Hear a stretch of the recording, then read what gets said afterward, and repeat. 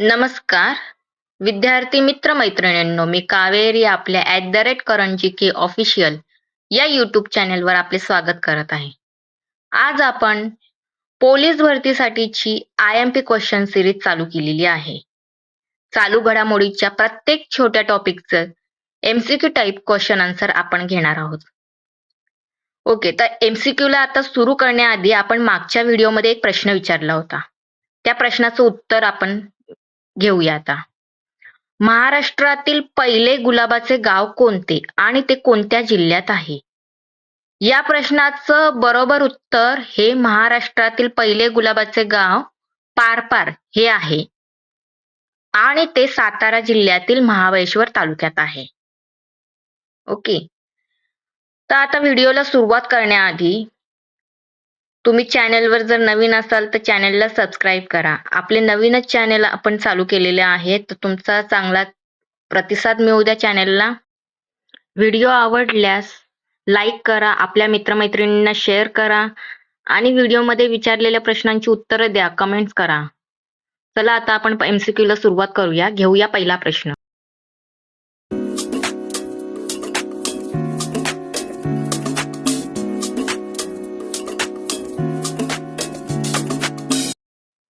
पहिला प्रश्न, PME drive योजना कोणत्या मंत्रालयाने सुरू केली आहे? A. वित्त मंत्रालय, B. नीती आयोग, C. भारी उद्योग मंत्रालय, D. पर्यटन मंत्रालय. या प्रश्नाचं बरोबर उत्तर आहे C. भारी उद्योग मंत्रालय. PME ड्राईव्ह योजना भारी उद्योग मंत्रालयाने सुरू केली आहे. पुढचा प्रश्न, हेरॉन MK2 हे मानवरहित हवाई वाहन UAV कोणत्या देशाने विकसित केले आहे? A. Russia, B. Israel, C. Germany, D. America. या प्रश्नाचं बरोबर उत्तर आहे B. इस्रायल. हेरॉन MK2 हे मानवरहित हवाई वाहन UAV इस्रायल या देशाने विकसित केले आहे. पुढचा प्रश्न, महिला शांती आणि सुरक्षा निर्देशांक 2025-26 मध्ये कोणता देश अव्वल आहे? महिला शांती आणि सुरक्षा निर्देशांक 2025-26 मध्ये कोणता देश अव्वल म्हणजे पहिला आहे? A. Denmark, B. Norway, C. Iceland, D. Sweden. या प्रश्नाचं बरोबर उत्तर आहे A. डेन्मार्क. महिला शांती आणि सुरक्षा निर्देशांक 2025-26 मध्ये डेन्मार्क देश अव्वल पहिला आहे. पुढचा प्रश्न, कोणत्या राज्यात बालविवाहात 47% वाढ झाली असून ते हॉटस्पॉट बनले आहे? A. Andhra Pradesh, B. Karnataka, C. Madhya Pradesh, D. Rajasthan. या प्रश्नाचं बरोबर उत्तर आहे C. मध्य प्रदेश. मध्य प्रदेश राज्यात बालविवाहात 47% वाढ झाली असून ते हॉटस्पॉट बनले आहे. पुढचा प्रश्न, जागतिक मृदा दिवस संयुक्त राष्ट्र संघातर्फे दरवर्षी कोणत्या दिवशी साजरा केला जातो? A. 5 December, B. 10 November, C. 10 December, D. 1 December. या प्रश्नाचं बरोबर उत्तर आहे A. 5 डिसेंबर. जागतिक मृदा दिवस संयुक्त राष्ट्र संघातर्फे दरवर्षी 5 डिसेंबर या दिवशी साजरा केला जातो. पुढचा प्रश्न, कोणत्या संस्थेने वित्तीय समावेशन फायनान्शियल इन्क्लुजनसाठी राष्ट्रीय रणनीती NSFI 2025 ते 2030 जारी केली आहे? A. WHO, B. RBI, C. जागतिक बँक, D. IMF. या प्रश्नाचं बरोबर उत्तर आहे B. RBI, reserve bank of India. RBI, reserve bank of India या संस्थेने वित्तीय समावेशन साठी राष्ट्रीय रणनीती 2025 ते 2030 जारी केली आहे. पुढचा प्रश्न, कोणते विमानतळ वॉटर पॉझिटिव्ह दर्जा प्राप्त करणारे पहिले विमानतळ बनले आहे? A.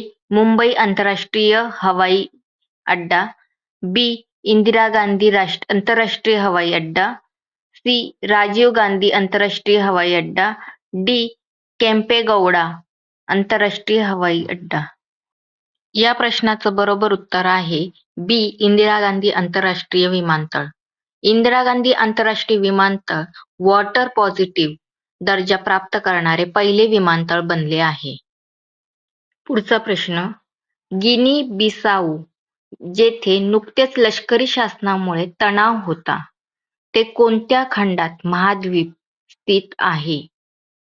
A. Africa, B. Asia, C. Australia, D. Europe. या प्रश्नाचं बरोबर उत्तर आहे ए. आफ्रिका. गिनी बिसाऊ जेथे नुकतेच लष्करी शासनामुळे तणाव होता, ते आफ्रिका खंडात महाद्वीप स्थित आहे. पुढचा प्रश्न, केंद्रीय मंत्रिमंडळाने अलीकडेच मंजूर केलेल्या पीएम प्रणाम योजनेचा मुख्य उद्देश काय आहे? ए. शिक्षणाच्या डिजिटल परिवर्तनास प्रोत्साहन देणे, बी. रासायनिक खतांचा वापर कमी करणे आणि पर्यायी खतांना प्रोत्साहन देणे, सी. ग्रामीण भागातील महिलांसाठी गृहनिर्माण सुविधा पुरवणे, डी. सूक्ष्म लघु आणि मध्यम उद्योगांना आर्थिक सहाय्य करणे. या प्रश्नाचं बरोबर उत्तर आहे बी. रासायनिक खतांचा वापर कमी करणे आणि पर्यायी खतांना प्रोत्साहन देणे. केंद्रीय मंत्रिमंडळाने अलीकडेच मंजूर केलेल्या पीएम प्रणाम योजनेचा मुख्य उद्देश रासायनिक खतांचा वापर कमी करणे आणि पर्यायी खतांना प्रोत्साहन देणे हा आहे. पुढचा प्रश्न, महाराष्ट्रात पंचायत राज व्यवस्थेचा प्रारंभ कोणत्या दिवशी झाला? ए. 1 मे 1962, बी. 26 जानेवारी 1950, सी. 2 October 1959, D. 15 ऑगस्ट 1947.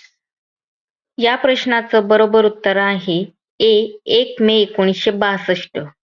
महाराष्ट्रात पंचायत राज व्यवस्थेचा सुरुवात ही 1 मे 1962 या दिवशी झाली. महाराष्ट्र राज्याच्या स्थापनेनंतर 2 वर्षांनी ही व्यवस्था लागू करण्यात आली आहे. पुढचा प्रश्न, पंचायत राज व्यवस्थेला घटनात्मक दर्जा कोणत्या घटनादुरुस्तीद्वारे मिळाला? ए. 86वी घटनादुरुस्ती, बी. 72वी घटनादुरुस्ती, सी. 74वी घटनादुरुस्ती, डी. 73वी घटनादुरुस्ती. या प्रश्नाचं बरोबर उत्तर आहे डी. 73वी घटनादुरुस्ती. पंचायत राज व्यवस्थेला घटनात्मक दर्जा 73वी घटनादुरुस्तीद्वारे मिळाला. या दुरुस्तीने ग्रामीण स्थानिक स्वराज्य संस्थांना घटनात्मक आधार दिला, ज्यामुळे त्यांची अंमलबजावणी अनिवार्य झाली. पुढचा प्रश्न, महाराष्ट्रात पंचायत राज व्यवस्थेच्या रचनेसाठी कोणत्या समितीच्या शिफारशी महत्त्वाच्या ठरल्या? ए. डॉ. पी. बी. पाटील समिती, बी. एल. एम. सिंघवी समिती, सी. बळवंतराय मेहता समिती, डी. वसंतराव नाईक समिती. या प्रश्नाचं बरोबर उत्तर आहे डी. वसंतराव नाईक समिती.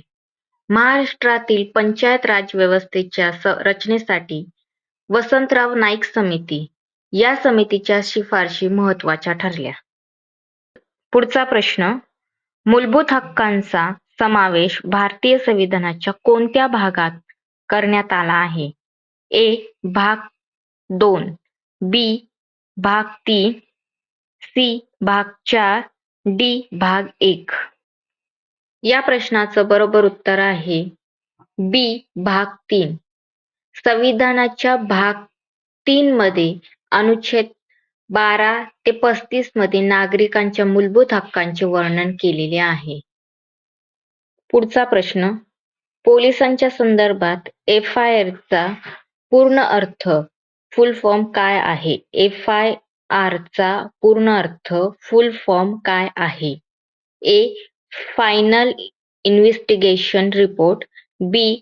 Federal intelligence registry, C. First information report, D.